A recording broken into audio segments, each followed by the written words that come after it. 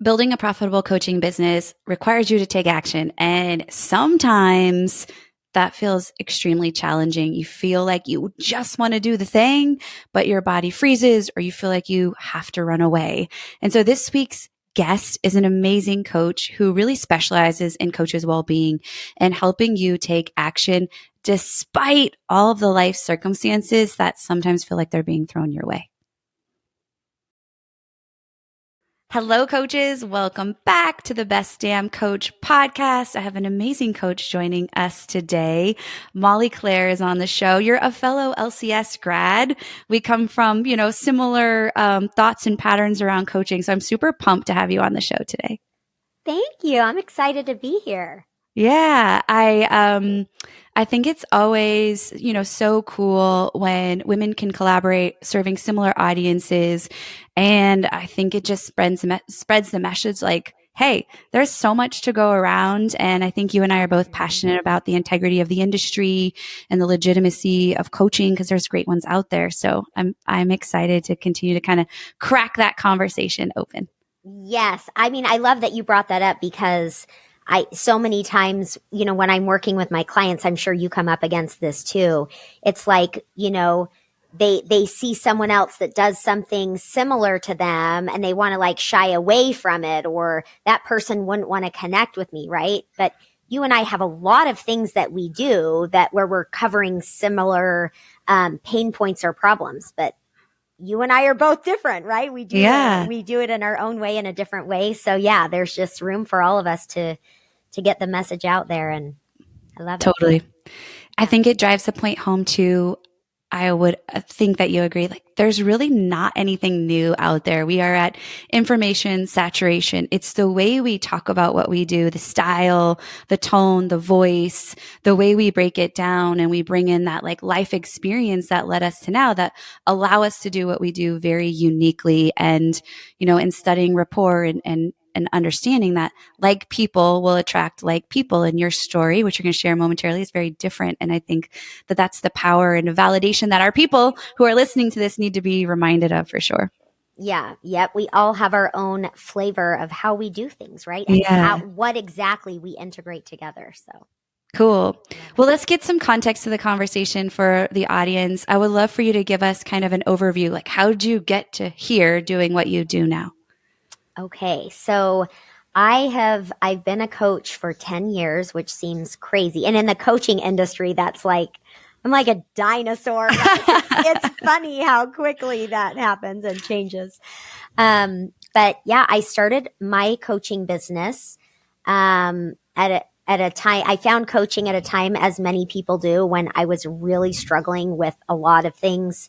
I was trying to heal from chronic fatigue syndrome at the time, was not myself. I had 3 little kids. My marriage was struggling. And, I'll just kind of give the Cliff's Notes version of this, but I found coaching. I knew it was like destined to be a part of my life, what I wanted to do.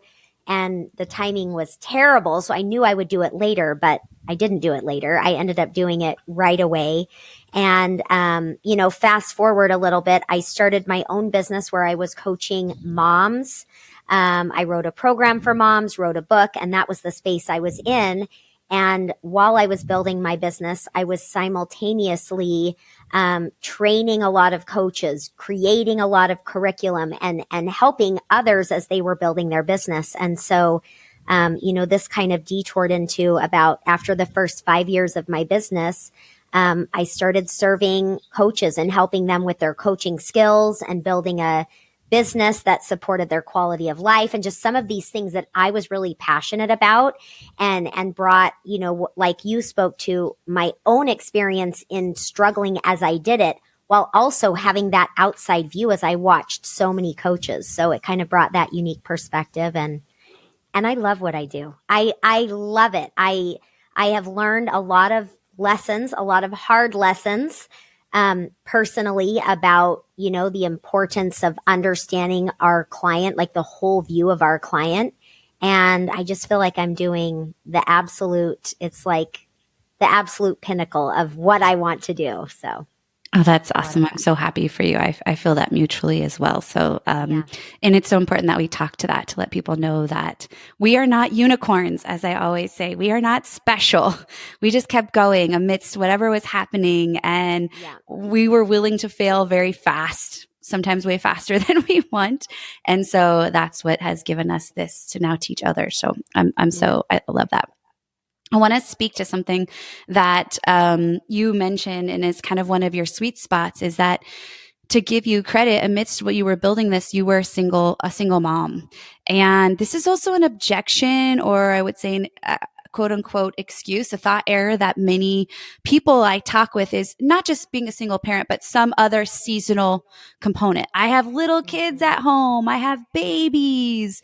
I'm Hmm. going through a divorce, and it's not to dismiss those circumstances. Their emotion, they bring with them a lots of emotion, but I think there's something special that you have a story around that, and you built success, while all that was happening. So can you just kind of Hmm. share your journey, or what parts you want to, and the things you learned through that process that have led to the success you have now?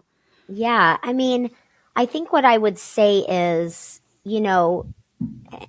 everyone listening, whatever it is that we all do have circumstances in our lives, many of them that bring some complications, right? Or some extra challenges that maybe we didn't anticipate or we've never navigated, or it seems we don't know how to handle them. And I think that there are really two super important things. Is one is find an example of someone who has risen above that circumstance and made it happen anyway. And in fact, find as many people as possible that fit that description, and allow that to help you to believe it is possible for you too. I think really seeing that possibility and committing to making that belief true is a big deal. That is for sure what was the beginning of my journey. It was like I could see I had a lot of limits around how much I could make because I believed that as a woman, I couldn't make as much money as a man. And, I had seen my own mom struggle as a single mom. I had all of these things, but I decided I will be a coach that will make enough money to provide well for my kids. And this was the big one, and to make sure that I am available to them regularly, mentally, emotionally, physically. Um, so that's one of the two things. And I know I've like said a lot. I don't want to just, if there's anything you want to ask or anything where I can just keep going. So, I think that I want to just pause at something you said that's really important, is you made the decision, right? I made the decision. I was going to be available, and I was going to make the money to financially support them. I feel like we're looking for a magic pill sometimes, or, mm-hmm. some sort of, we feel like we have to keep investing in external tools to create these breakthroughs that we need. But I think it's as simple as what you said. You make the decision, and you make that decision right for you. And so you begin to create this kind of compound evidence collection around that decision making, because our brain is wired for negative bias. But maybe you can speak to how you made that, like, how you came to that decision, or what you did specifically to just keep like marinating, and that was what you were moving forward with. Mm-hmm. Yeah, I mean, I'll just say like for me there are two key moments that I remember, these decisions that were really the foundation of making that commitment. And it's like I say that there was no other option, but I also recognize there were options, right? Like, because I could have made the choice to not go after that. But I do say there was no other option because for me, my conviction or my commitment to what I wanted and what mattered to me, I couldn't have not done it. I couldn't have not built it. And so, these two moments was, one was I was in master coach training. I was getting coached. I was panicked about being able to make enough money, and would I make enough, as much money as he did. And it was this moment when I realized that I believed I couldn't make as much money as a man. And I remember thinking, oh, this belief is not okay. And so that was one of the moments that I decided one day, the amount of money at the time that I thought seemed totally far-fetched, was if I could make $250,000 a year, that would be like unbelievable. And that was my first decision about money. Like, I one day will be a woman that will make this much money. And I anchored myself in that decision. It was not negotiable.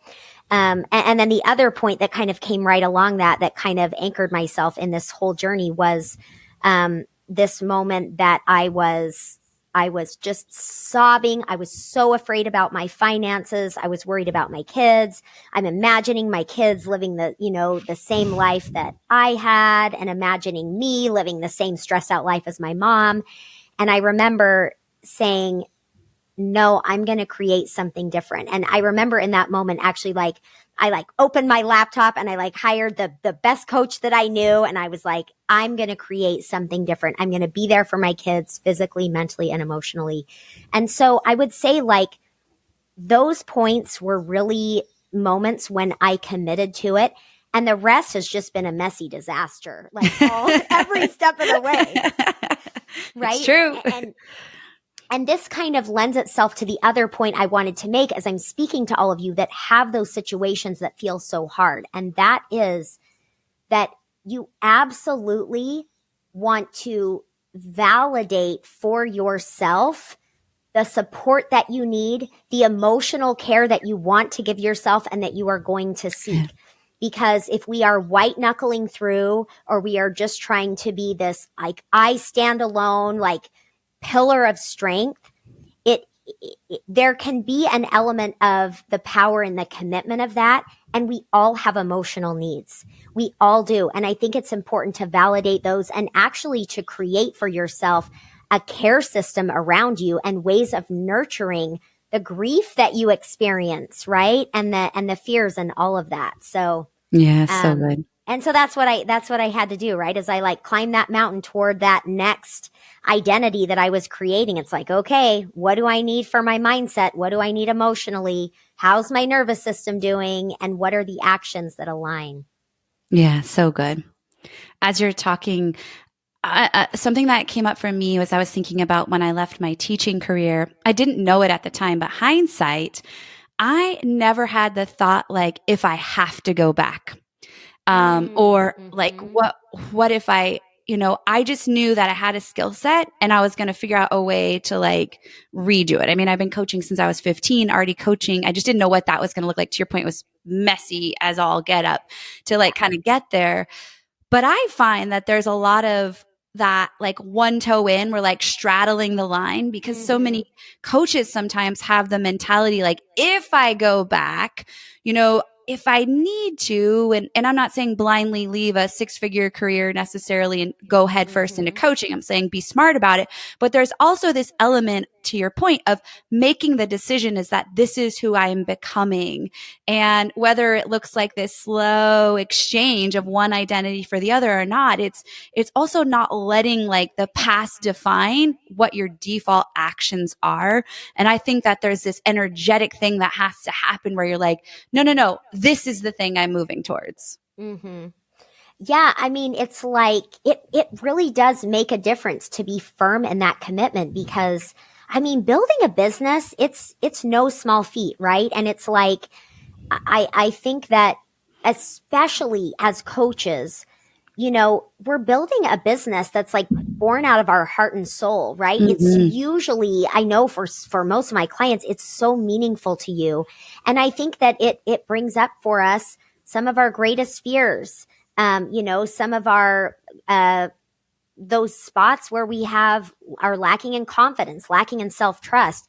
And so I think that that's why that commitment is so important, because it's going to be hard. And so it's got to really matter to you to do it. Yeah. And I think that sometimes, right, there can be an element of using thinking like that if it helps you to like talk you off down a ledge once in a while, right? Like, okay, worst case scenario, if I had to do this.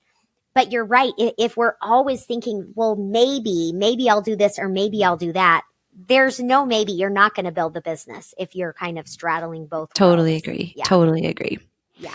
So we kind of hit on you talked a little bit about well-being and not having to, muscle through white knuckle. And that's something I know you're passionate about talking about is kind of the coach's well-being through the process. So I want to know from you or your opinion in this of like, what's the one area that you see coaches making the greatest mistakes when it comes to their well-being through the process of, Mm, becoming a coach, building a business? Because I know not all coaches are building a business, right? They might be working for other coaches, but what do you see to be mhm. kind of a downfall or a trend that exists?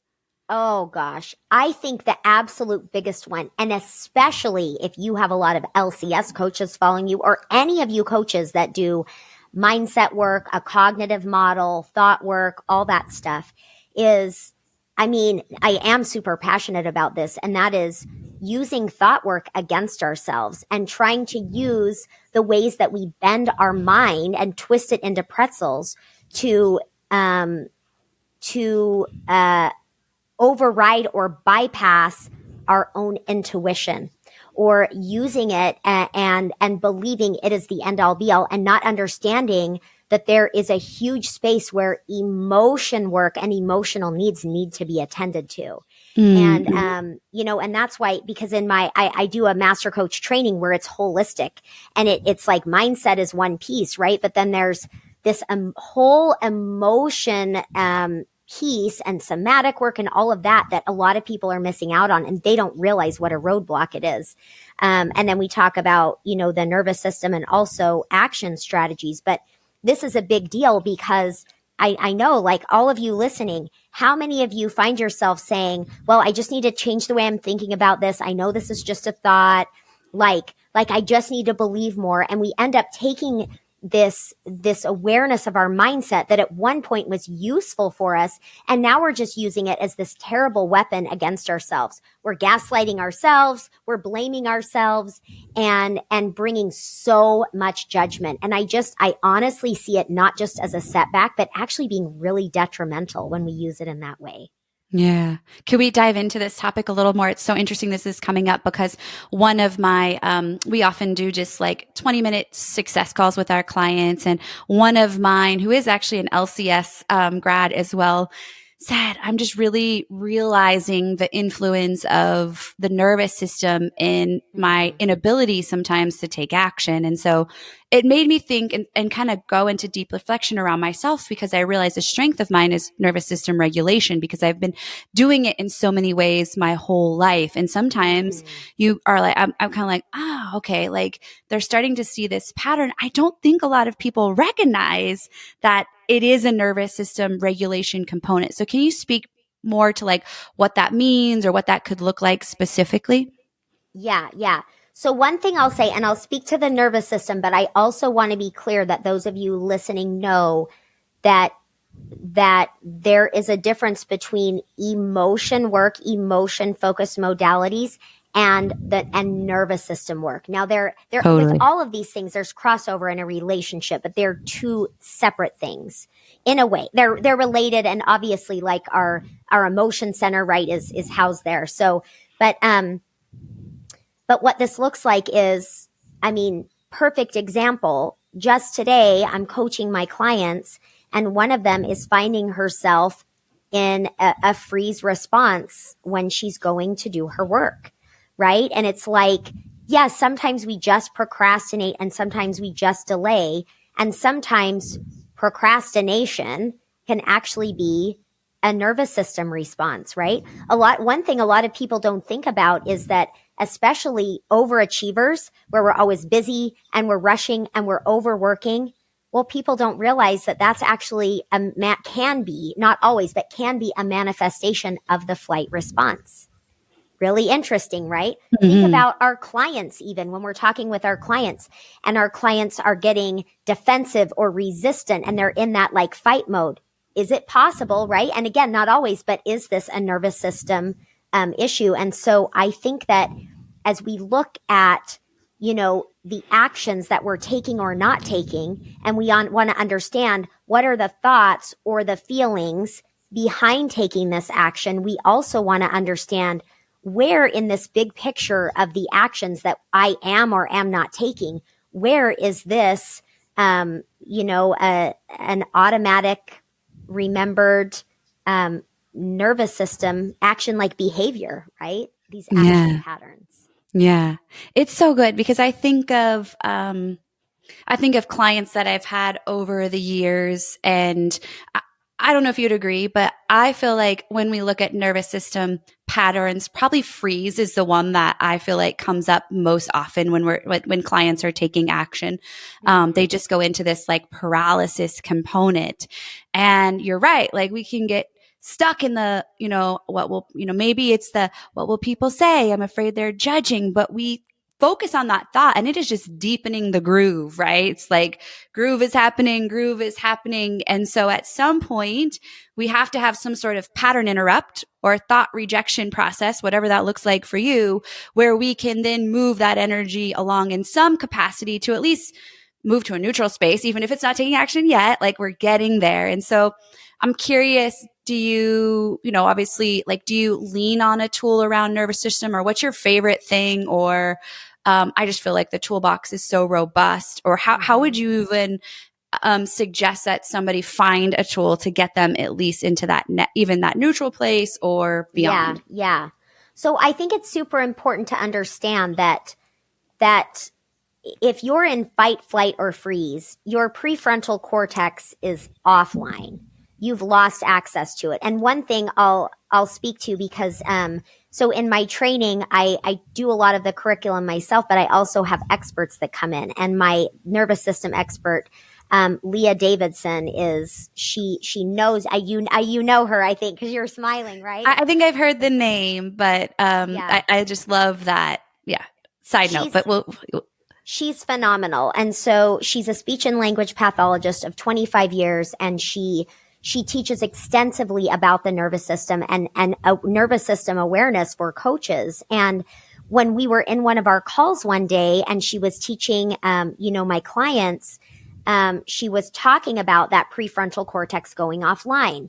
And I was speaking to what you're kind of speaking to, which is it's not like it's totally out of our hands, right? And I'll speak to what we can Good. do. Mhm. But I asked her the question. I said, it's almost like as we talk about it, it seems extreme. Like either we're using our best, the best part of our brain that's, able to plan and think clearly, or we're completely offline. And I'm like, can you speak to this space in between? And what she said really stuck with me. And that was most people would be surprised at how much access to your prefrontal cortex you actually do lose. And I thought, oh my gosh, right? Because we can be on autopilot, especially if we're in that fight or flight where we seem busy and we seem like we're going, but are we in autopilot? And so I bring that up to say that if you're having these type of responses or your client is, you really aren't going to be able to do much at all with shifting thoughts or beliefs. And this is a huge mistake that a lot of coaches make. And it actually can be more activating and damaging. And so the key is you absolutely have to ground yourself, right? And one of the ways that I love to do this, and we teach like a whole 5-part masterclass on this is tapping, right? Tapping is one way, and you can look up the tapping points and just doing a tapping session where you're communicating safety to your body. I'm safe, right? Breathing and even touching on the tapping points and breathing can be a phenomenal way to ground yourself. Another thing that's really interesting. So right now, Amanda, as I'm looking at you, it looks like I'm looking directly at you, I would assume, ish. Yeah. Yeah. So what I'm actually doing is I'm looking in my periphery. I'm paying attention to what's on my wall on the right and my whiteboard on the left. And that's another way that we can calm ourselves down if ever we are highly activated. I remember doing this once when I was absolutely sobbing. I was overwhelmed with my emotions and I was looking ahead to my friend who I was talking to, paid attention to that periphery. It just calms you down. So there are a lot of ways that you can do it, but the key is you've got to be aware of those responses, and we're kidding ourselves if we think we can think our way out of them. We have Yeah. enough access to our thinking to say, I need to ground myself, but that's about it. Yeah.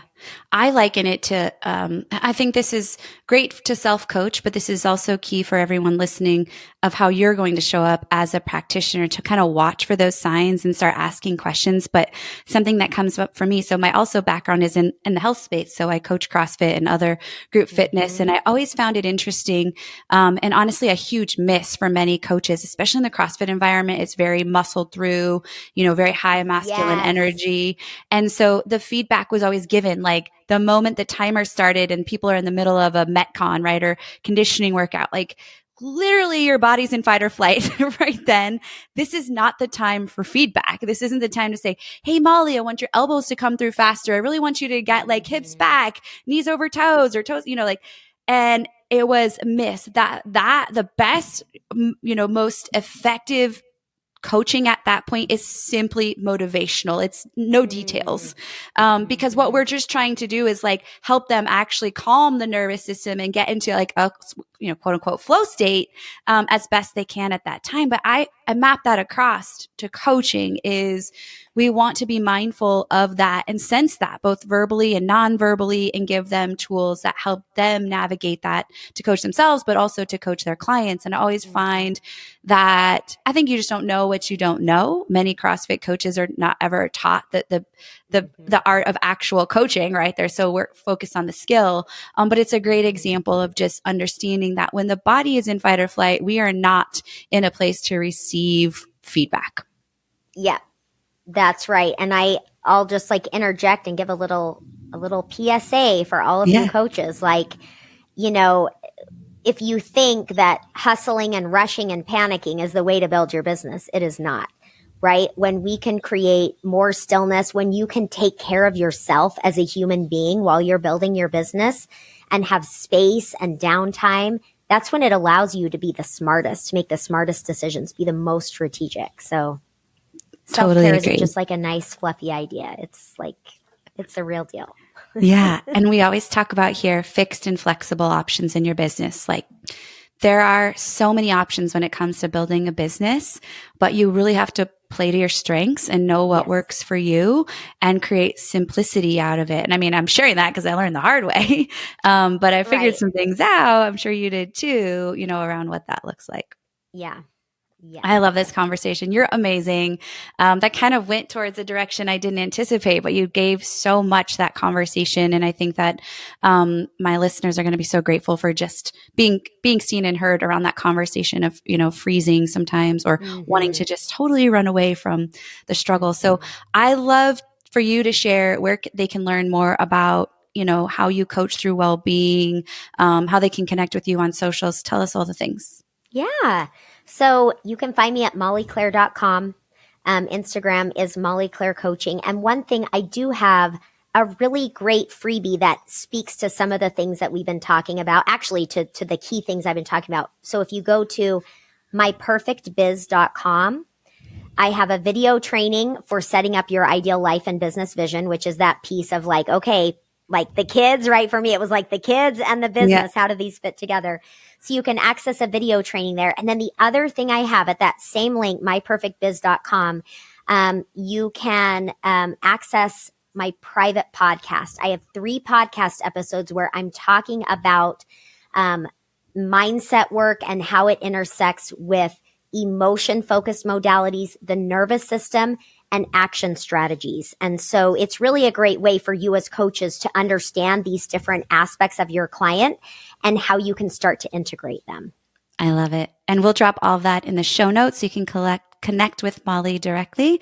And it's just an honor to finally get to be with you in real life. And thank you for pouring into my people. Yeah, this is great. Thank you so much.